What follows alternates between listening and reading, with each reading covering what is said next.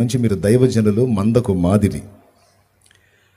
కొంతమంది సేవకురాళ్ళు, కొంతమంది సేవకులు వాళ్ళ వేషాలు చూస్తుంటే చిరాకు పుట్టిద్ది.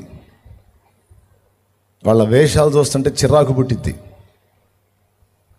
ఈ నొసల్ని సన్నగా దారాల్లాగా చేస్తారు పాస్ట్రమ్మలో.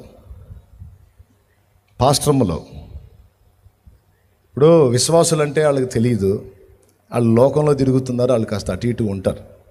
వాళ్ళని మనం క్రమంలోకి తీసుకొని రావాలి.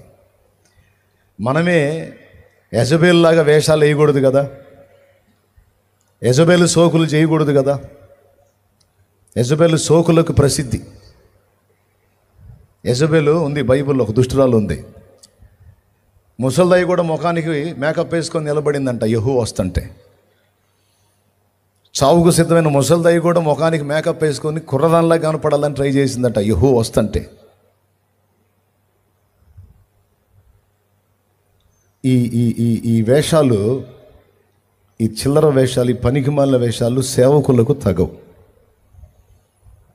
అట్లంటే ఇప్పుడు మరి వాక్యం చెప్పేవాళ్ళు అట్లనే ఉన్నారు కదంటే నన్నేం చేయమంటారు?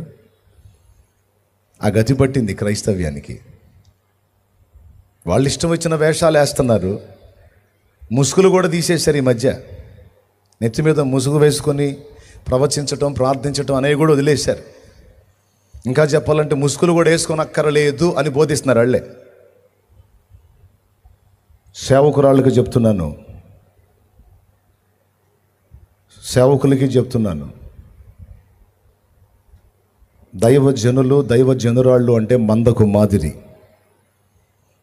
నిన్ను చూసి భక్తి నేర్చుకోవాలి. నీ మాట తీరు, ప్రవర్తన, అవతారం అన్ని విశ్వాసులు గమనిస్తారు. కొంతమంది సేవకురాళ్ళ వేషాలు చూస్తున్నాను నేను. సేవకురాళ్ళ వేషాలు పిచ్చి పిచ్చి డ్రెస్సులు వేసి, పిచ్చి పిచ్చి వేషాలు వేసి, పిచ్చి పిచ్చి కథలన్నీ పడుతుంటారు కొంతమంది సేవకురాళ్ళు. ఇక్కడిక్కడికి వేస్తుంది జాకెట్ అమ్మగారు ఇక్కడిక్కడికి వేస్తారు. చంకల బన్నీ ఉంటుంది, ఇంకొంచెం పెంచి ఇక్కడికి ఉంటుంది. నువ్వు దైవజనురాలువా లేకపోతే యెజబేలువా? నువ్వు ఏంది నీ అవతారం? నువ్వు వేసుకునే వస్త్రం.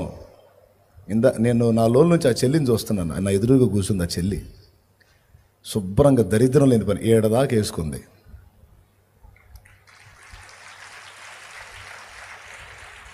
నేను ఆడదాకా వేసుకోమని చెప్పట్లా, కనీసం సిగ్గు కలిగి బతకాల. సేవకులు, సేవకురాళ్ళు పిచ్చి పిచ్చి వేషాలు వేసి భర్తని శోధిస్తూ ఉంటారు. ఏంటి, నువ్వు సేవకుడు అయితే నేను నీ